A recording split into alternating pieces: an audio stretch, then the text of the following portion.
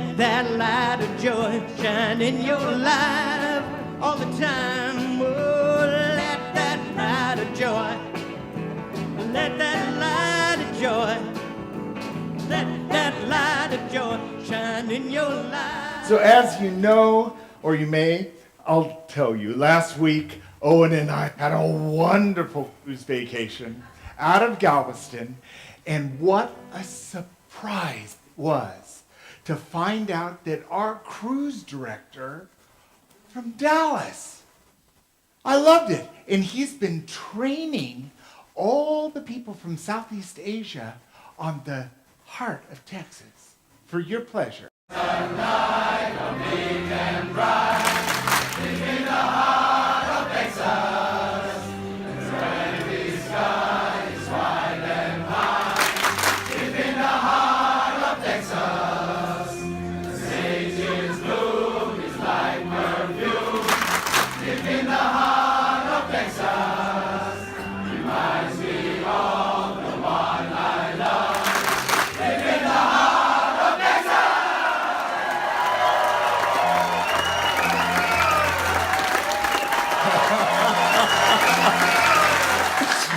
I'm so excited. I can say Texas, and they say Texas, because that's how you say it. But the cruise was wonderful. The waiters were wonderful. The food was magnificent. It was a good break. But I have to tell you, it's good to be home. Good to be here.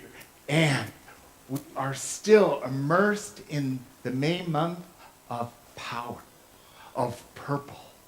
And the power is our freedom to choose. I've selected as the first quote to rant on is the compassionate Buddha says, "We are what we think. All that we are arises with our thought. With our thoughts, we make the world." Now this is foundation unity teaching. We already know this truth. And we say we're new thought. We're this new thought church. It's not new. All we've done is we've distilled universal truth and then said it in a way that we can more easily bring it into our own lives. But the Buddha, who's inspired many, is speaking about this universal truth. I love it. So I turn to the co-founder of Unity, Charles Fillmore, and he says it this way: man is the power of God in action. The power to control his thinking is the highest gift given to man. There is a universal creative force that urges man forward to the recognition of the creative power of individual thought. This is pretty significant since we have 60 to 90,000 thoughts a day. And a lot of those thoughts just stream on by. Some of those aren't even up thoughts. They're just busy thinking. But boy, whatever thoughts we capture and sit on while we're having breakfast, or when we wake up at night, or when we're going for our walk, or we're cooking a stew. Any thought we focus on becomes our tool for creation, and it creates our experience. There's this powerful force of God in our lives who moves through our thinking to manifest whatever we set our sights on. Pretty powerful. I turn to Martha Smock. I often turn to Martha Smock. She was a powerful figure in the Unity movement. She led the Daily Word editor for many, many years. And she says, the past has no power over the present, except as you give it power in your thought. Everything that's happened before this moment is gone. It has no power. What happened this morning, what happened last week, what happened when you were 5 is gone, has no power, except where we grab it. Now, it's not a grab if what we're holding on to is a blissful, loving moment. Maybe our 16th birthday, or graduation from high school, or the first love. It might be a great memory, and those add to our life, don't they? But if it's a resentment, a hurt, we can hold on to that as long as we want to. We can go 25 years, 50 years, holding some thought, they did me wrong. My parents didn't get an operating manual, and their doing it manually didn't work. Now, I can be poor me, I can be victim, and there's no problem playing victim as long as I want. But as soon as I accept what is and realize it has no power in the present moment unless I give it power, and then do what is mine to do now. Maybe forgive. Maybe accept. Maybe love. Maybe write a letter and burn it. Very powerful. Sue Sicking was a very powerful unity minister, and she wrote several books. And here she has several quotes that call to this incredible power that we have.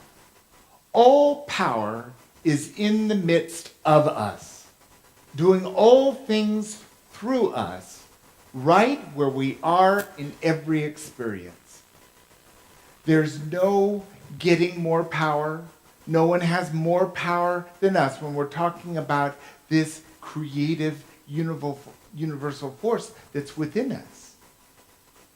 It gives us the oomph to do what is ours to do.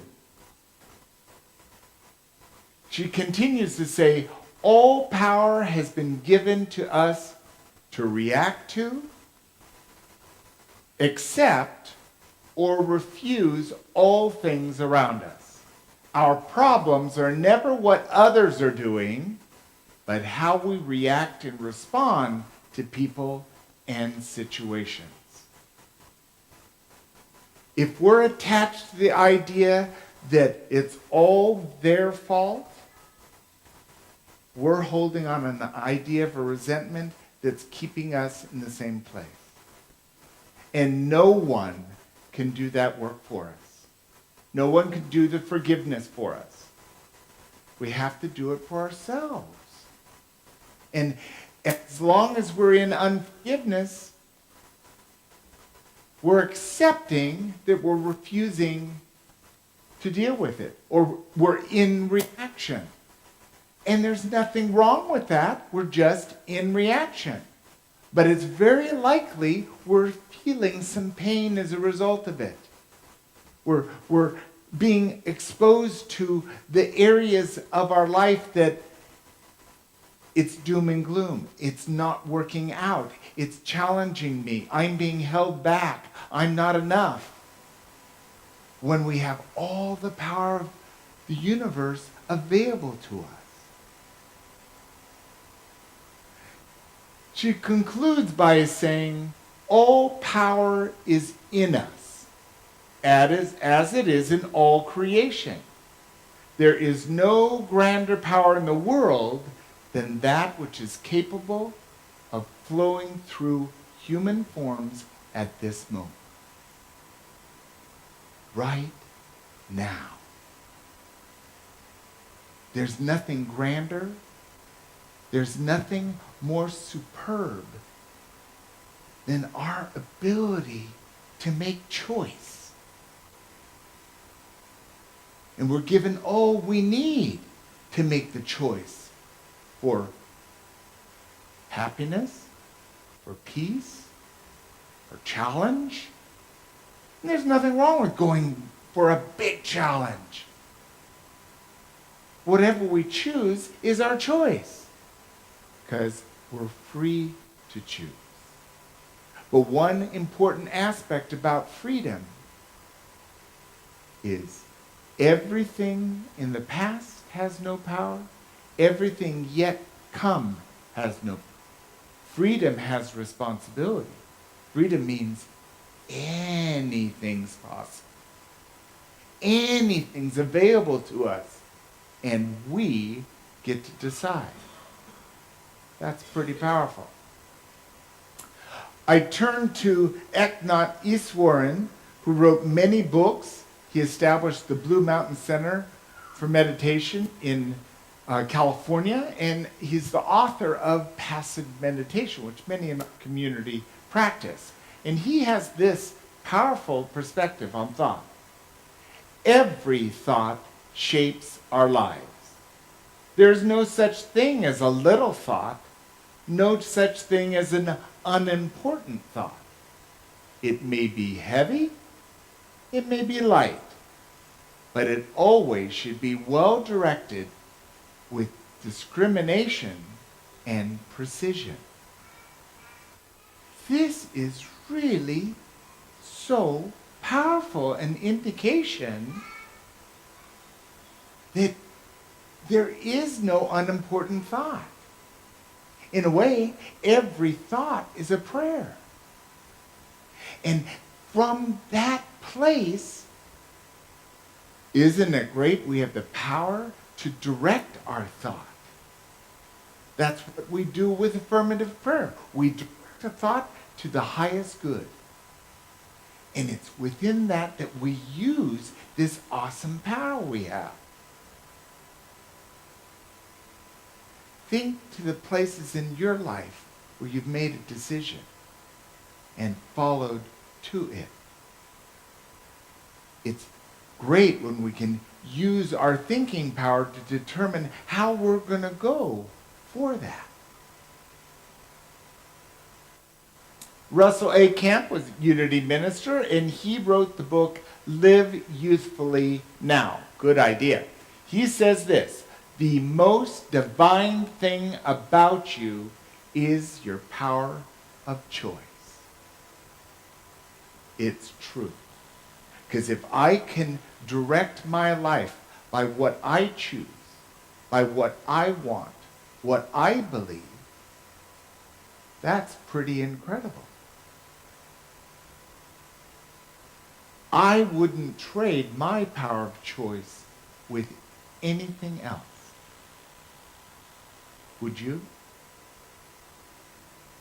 Would you turn over your most important power, your ability to choose, for anything else? Have you ever thought of that before? Have you ever thought that my power of choice is one of the greatest divine gifts that we have in our life? That's why we take a month and look at the importance of power in our life. Because we're instilled with the very power that creates the universe in every cell of our being. And from that we make choice. What are we going to choose together? What's the life we want to create as a community? Is it to be really safe and comfortable right where we are? Or is it to do that and to serve others and to make others in this planet a better place to be? We decide that together, and we've got the very power of choice in our journey together. I close with the wisdom of Martha Smock, and she says, when you realize that God is the power that works through you, you do not do less, but more. You're filled with new strength and energy. This I know for a fact in my life. For when I answered the call to be a Unity minister, I found my ability to do much more than I knew I could do.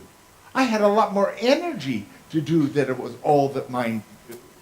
And after 6 years of training and a lot of application of what I was learning, that led me right here. It's all because that when we say yes to God, we don't know what's going to come forward in our life.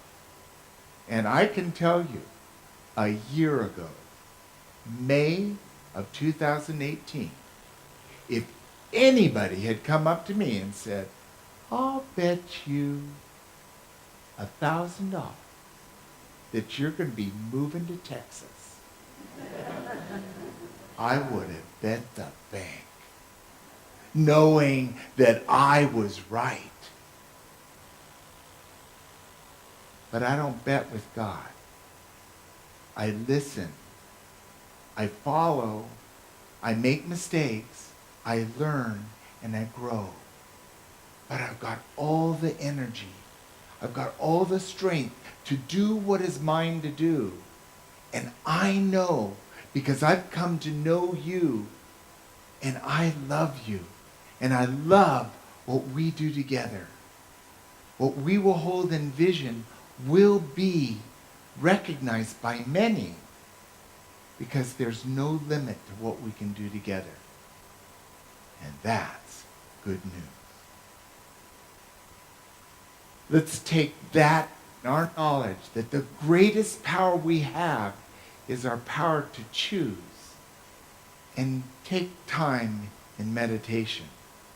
And let's allow the Unity singers to guide us into that space.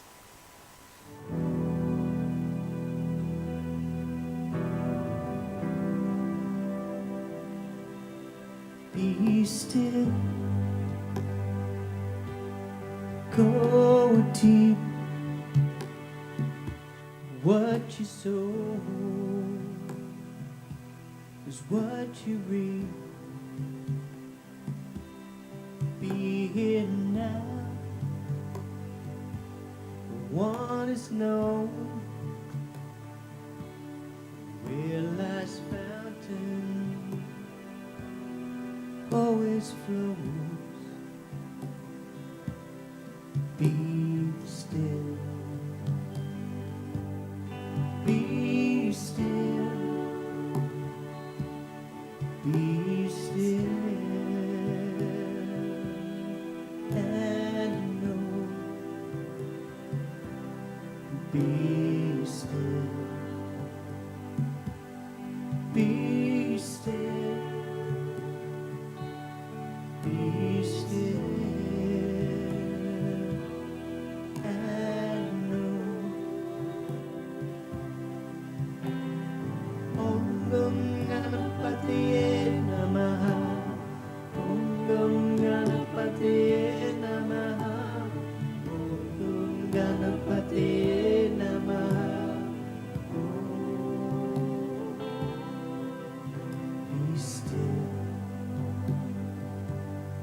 be still, be still,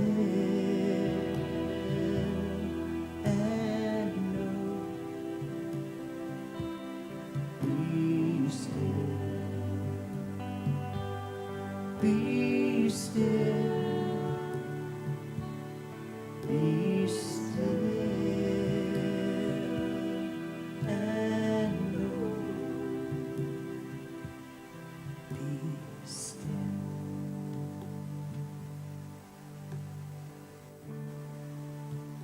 Yes. Be here now. Breathing deeply, we allow our shoulders to drop. Breathing in and breathing out. Jesus said, I am with you always. So let's rest. Be still and know.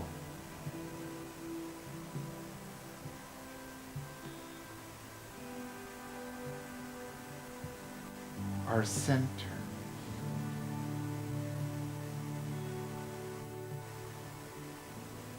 Our safety. Our peace. Our wholeness. Our holiness.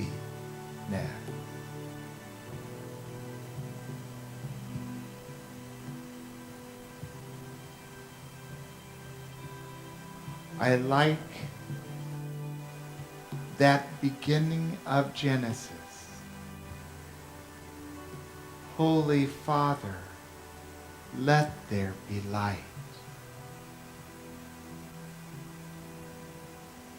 Breathe in, Holy Father, Mother God, let there be light. Breathing in and breathing out light.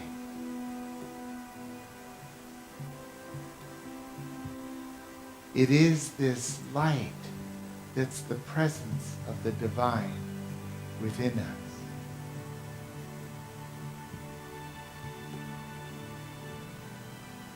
Jesus also said, my way is easy, my burden is light.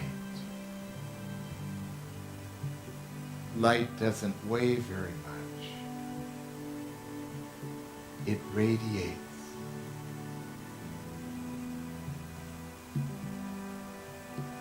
So let's take some time now where we settle into our center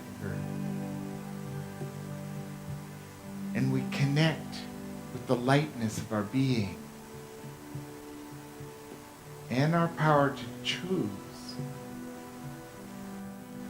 and say yes to God as we take this moment in the silence.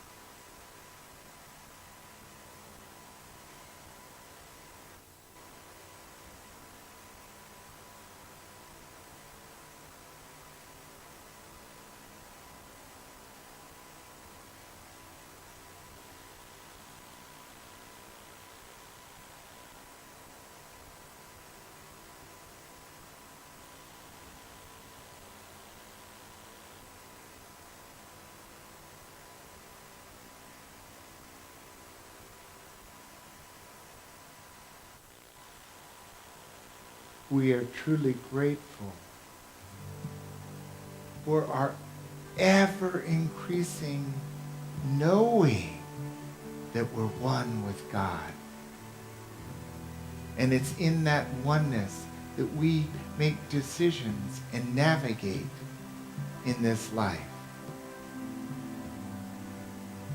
So let's breathe in and accept whatever we realized in our meditation.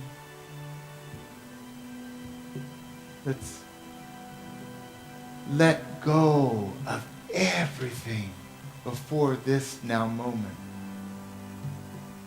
And then let's come back into this room, alert, awake, open, and available,